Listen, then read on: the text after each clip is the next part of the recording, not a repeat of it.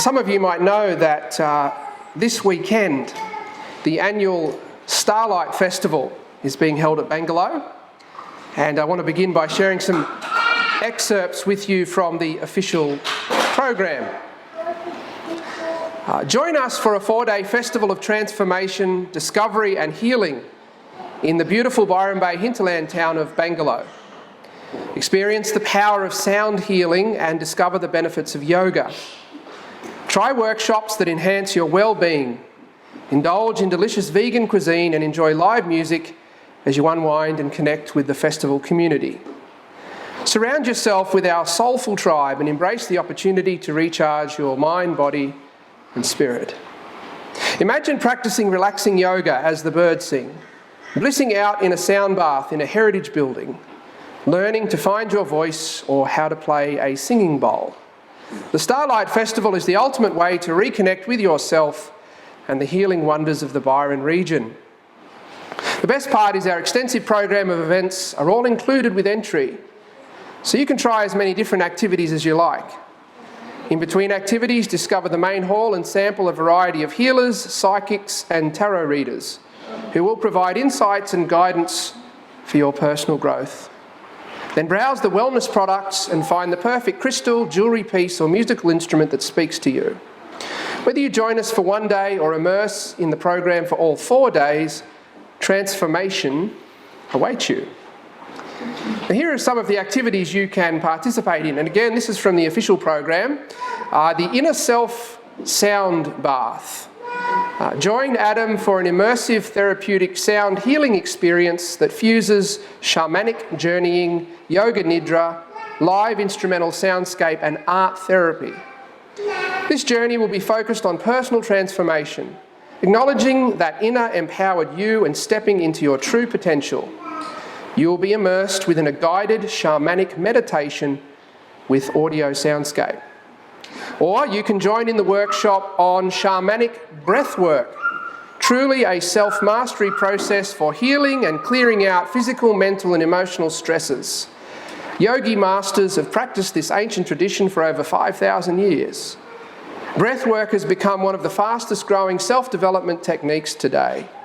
By consciously connecting our inhale with our exhale, we immediately bypass the limitations of the ego mind into an altered state of being. Or you might like to join Peter and the Shamanic Earth Medicine team as we take you on a journey to meet your power animal. Animal allies help us navigate the 3 worlds of shamanism. They act as guides, protectors, teachers and familiars to help us on our journeys, especially to the lower or shadow realms. We ask them to journey beside us as we meet them and bring them to life. Just one more, you might like to do some Kundalini yoga. Kundalini is the life force within each of us that lies coiled and dormant at the base of our spines and has the power to transform every facet of our lives. Kundalini yoga is known as the yoga of awareness. Through a series of breathwork, mantra, posture, mudra and body locks, the intention is to arouse the Kundalini energy and raise it up through our energy centres, activating this radiant energy. Now that festival is happening now as I speak, and I'd imagine there are several hundred people out there at Bangalow exploring what sounds like a veritable buffet of New Age spirituality. And I'll come back to this later in the sermon. Now last Sunday we had the first of 2 messages in which I'm endeavouring to answer the question, why didn't I change? As we begin a new year, maybe this is a question you have asked yourself. You look back on 2022 and you look at where you are today and you realise that you haven't changed, not in a positive way. Here you are at the beginning of another year being defeated by the same old sins, dealing with the same deficits in your character.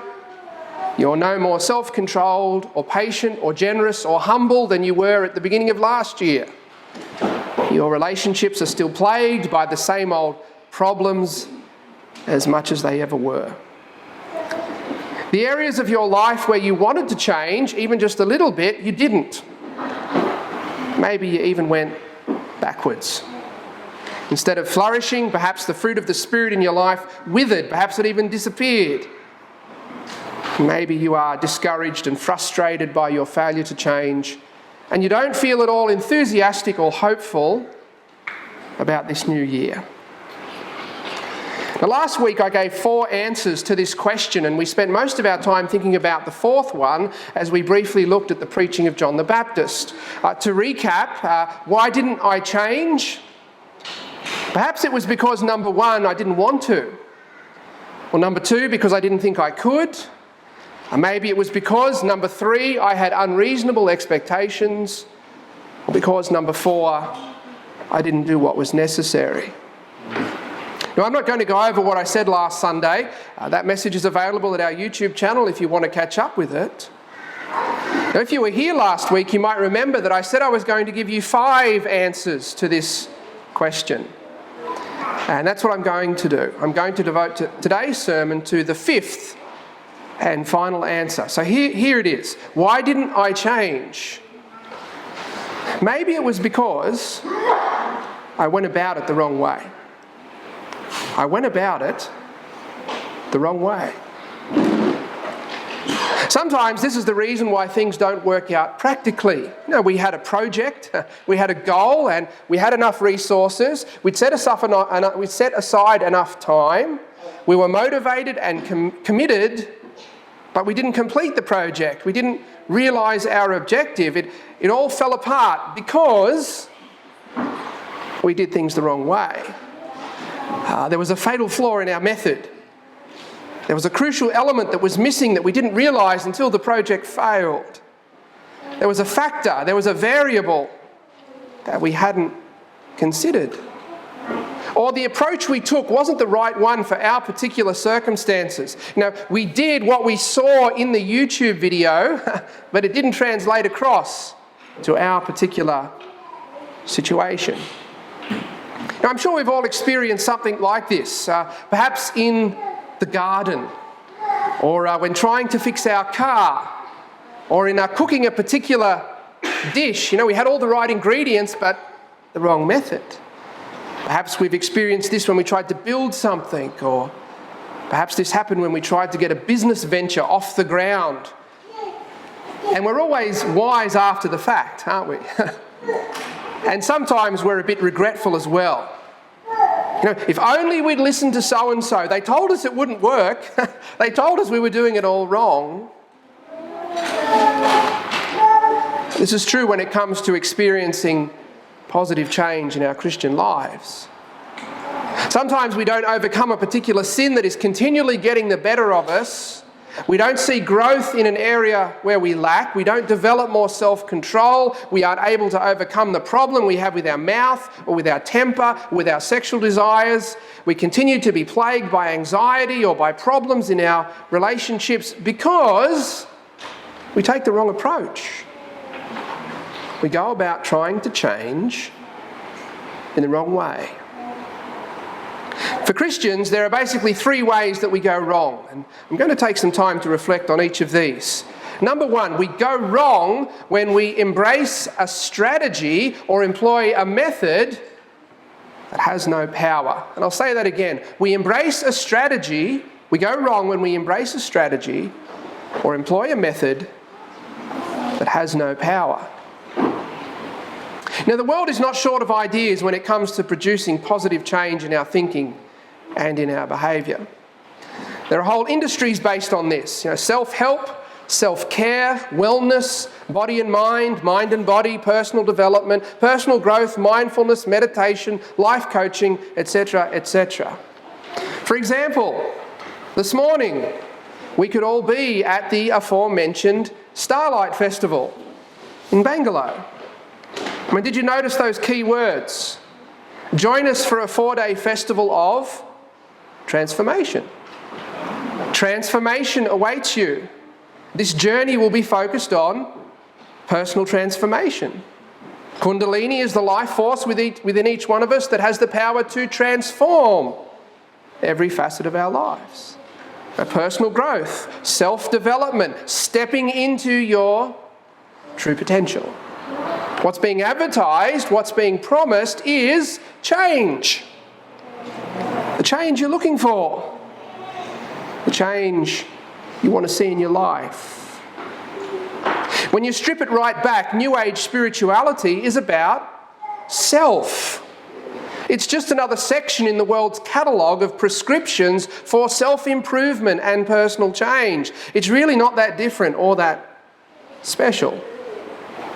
Now, in addition to the New Age, there is a book, a lecture series, a podcast, a TED Talk, a course, a retreat, a teacher, an instructor, a thought leader, a Facebook group, an actual group, a community, a cohort, for just about every possible way that human persons want to change. The world's catalogue of options is vast.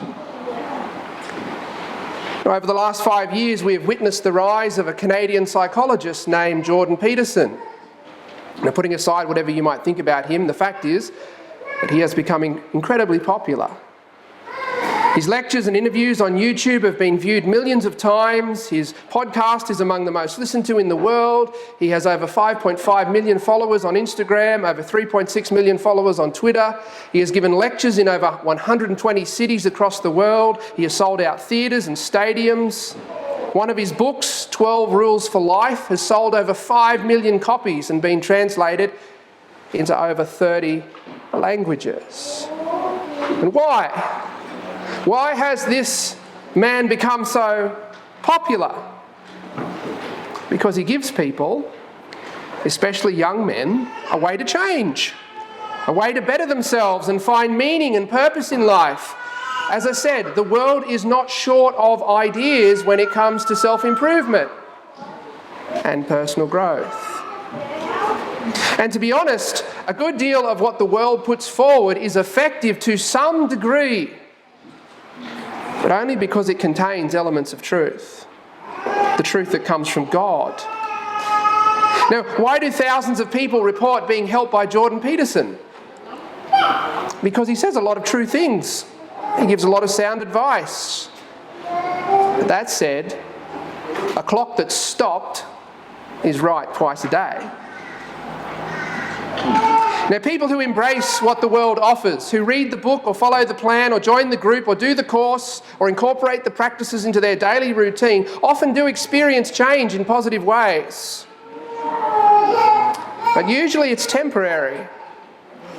Sometimes it's simply replacing one problematic dependency with another, and it's always superficial. It's not deep, authentic, lasting change. And many people go from one thing to the next thing, one program, one method, one author, one group to the next one, and then the next one, and then the one after that.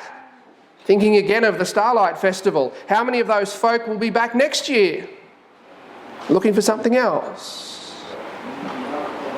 Often people try harder, give more, pay more, become more extreme in their pursuit of personal change. They'll work harder at the gym, they'll become more self-disciplined or go further down the path of New Age spirituality or religion. And then for many more, they give up trying to change and simply try to cope with being unfulfilled and unhappy and broken. And their life becomes about taking every opportunity to escape their problems with shopping and entertainment and holidays and food and sex and alcohol and whatever else will make them feel good. And brothers and sisters, this is what we find as Christians when we set aside or minimise the means that God has ordained and go to something that the world offers in the hope that it will produce authentic change. Be it a plan or a program or a philosophy or a strategy or a community or a diet or a set of practices. We discover that those things don't work. Eventually we discover that they are powerless, and yet some of us keep looking to the world. We try the next thing and the next thing and the next thing, and they're not bad things, they're just not God's things. We pursue these other means instead of wholly devoting ourselves to what He has ordained. And what the world holds out doesn't have the power to produce the kind of change that we as Christians desire. Victory over sin, self-control, peace in place of anxiety, joy instead of bitterness, patience, purity of mind, grace in our speech, humility, wisdom, real hope, the capacity to love unconditionally, healthy relationships. And this is because the ideas and the practices and the books and the lectures and the podcasts and the diets and all the rest come from people just like us. Their origins are in the human heart and the human mind is fragile and fallible because the human mind is fallen. Now, the human heart is corrupted by sin. The answers are not there. Okay? The power is not there. The heart is deceitful above all things and desperately wicked. The world and all its ideas and all its prescriptions and all its wisdom is passing away. We're seeing it crumble before our very eyes. We have all of this incredible technology. Never has man known so much and been able to do so much, and yet the world is in a mess. For all flesh is as grass, and all the glory of man, the very best that men can achieve, is as the flower of grass. The grass withereth, and the flower thereof falleth away. To use biblical language, the means put forward by the world aren't sanctifying. They are powerless to produce the change that we want to see in our Christian lives. They aren't sanctifying. They aren't ultimately satisfying. If you've been a Christian for a while, you know that's true. So we go wrong, number one, when we embrace strategies or employ methods that have no power. Or number two, we go wrong when we try to change by simply doing better. And we go wrong when we try to change by simply doing better. And sometimes we don't look to the world for help. We don't embrace worldly methods or worldly wisdom in an effort to change, but we make another mistake. We look to ourselves. We go down the path of self-reliance. We try to change by sheer willpower. Now, I'll give you an example. Let's imagine, and maybe you don't have to imagine, but let's imagine that we have a tendency to say things we shouldn't say when we're frustrated or when we don't agree with someone or when we're disappointed. Our feelings seem to bypass our brain and come straight out of our mouths. We find ourselves getting into arguments or saying hurtful things or talking about people behind their backs or whatever it might be. Okay, we know we've got a problem with our mouth and we want to change. And so we think to ourselves, well, I'm just going to try harder to think before I speak. I'm going to try harder to keep my mouth shut. I'm going to try to do better. And that's all we do. That's the extent of our approach to changing in this area of our life. And over the next few weeks, we do this. Okay, we try really hard, and maybe we succeed. Man, we wanted to vent our frustration or run someone down behind their back, and we didn't. Whoa. Where ordinarily we would have gotten into an argument, we didn't. We responded with grace. Fantastic. But what eventually happens? I think you know. If all we do is simply try to do better, what happens? It doesn't last. We fail. We end up saying something we shouldn't say. We end up getting into an argument or venting our frustrations in an ungodly manner. We don't change. Our mouth remains as problematic as it ever was. Self-reliance doesn't work.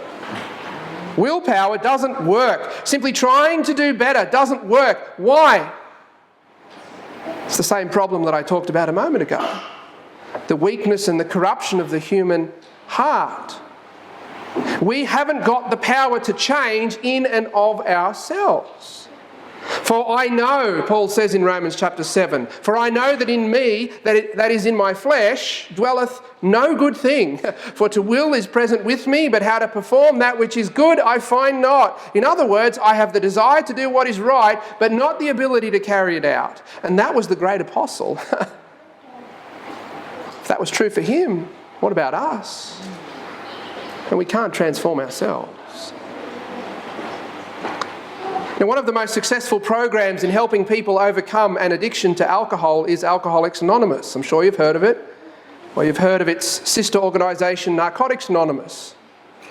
And it's interesting that AA teaches that in order to stop drinking, in order to overcome that addiction, a person must acknowledge their powerlessness, their inability to change. Listen to the first 3 of the 12 steps. Number 1, we admitted we were powerless over alcohol, that our lives had become unmanageable. Number 2, we came to believe that a power greater than ourselves could restore us to sanity. Number 3, we made a decision to turn our will and our lives over to the care of God as we understand him. Now, of course, this is where we part ways with AA. Who God is not up for negotiation. And there is only one God and only one way to him, and that is through his Son, Jesus Christ. But nevertheless, there is a kernel of truth here. In fact, there is more than a kernel. We are powerless. We need a power greater than ourselves to restore us, to change us. We need to turn our wills and our lives over to him. Now, the author of Proverbs puts it bluntly when he says in Proverbs chapter 28, verse 26, perhaps the most countercultural statement in the book of Proverbs. Proverbs chapter 28, verse 26, he that trusteth in his own heart is a fool. Okay? He that trusteth in his own heart is a fool. When we go down the path of self-reliance, when we go down the path of self-belief, we find that it's a dead end. And we just try to do better or be better. It doesn't work. We go wrong when we embrace strategies or employ methods that have no power, or when we try to change by simply doing better. Or number 3, we go wrong when we try to change on the outside without addressing the inside.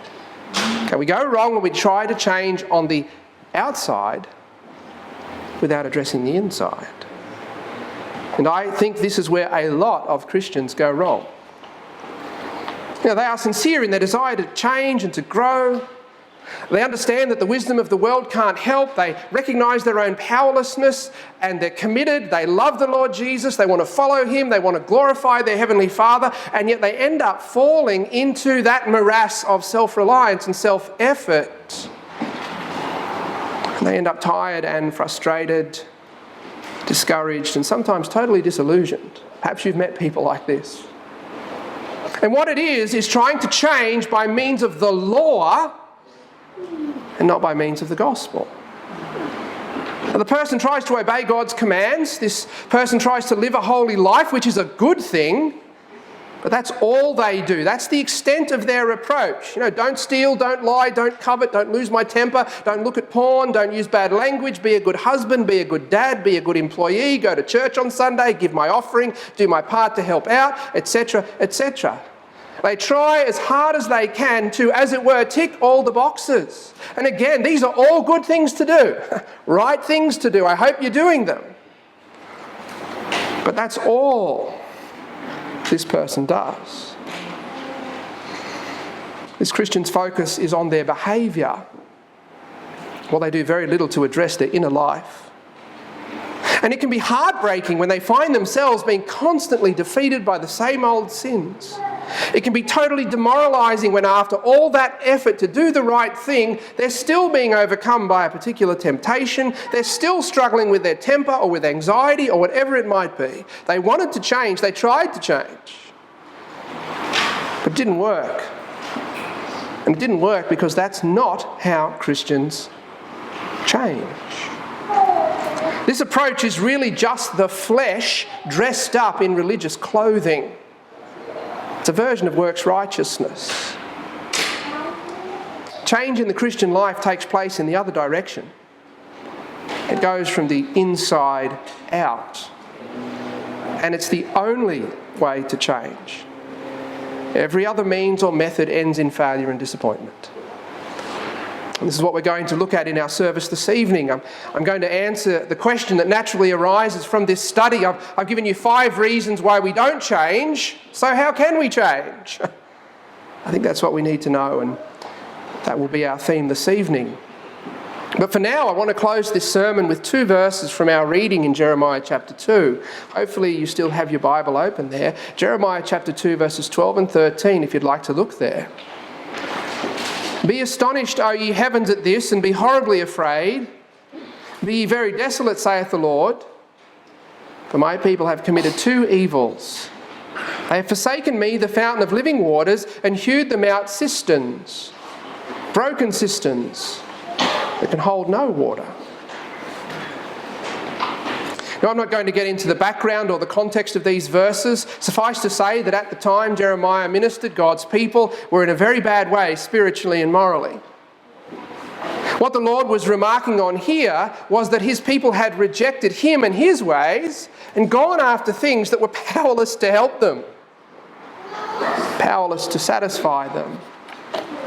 We have this vivid metaphor, this vivid illustration, this contrast between a fountain of living water, that is a fountain from which water is freely and abundantly flowing, and these cisterns that were hewed out of a stone, like ancient Duraplast water tanks. These particular cisterns were broken. They were empty. They couldn't hold water. God's people were looking for sustenance from those broken cisterns. How futile. How foolish. All they would find there was thirst. But that's where they were going. They had chosen to turn away from the Lord, from the one who could help them, who could sustain them, who could satisfy them.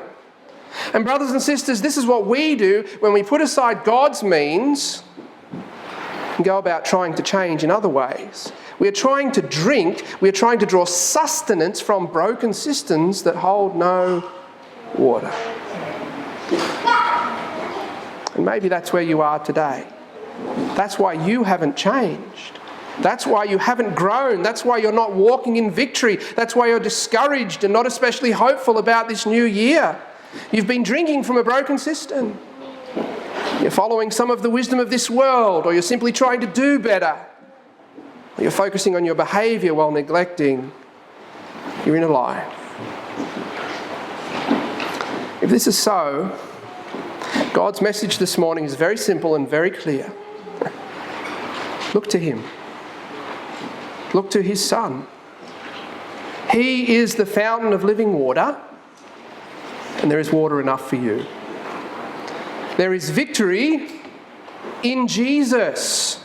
We are more than conquerors through him that loved us. There is victory over sin and the flesh in eternity, yes. And there is victory over sin and the flesh for us right now.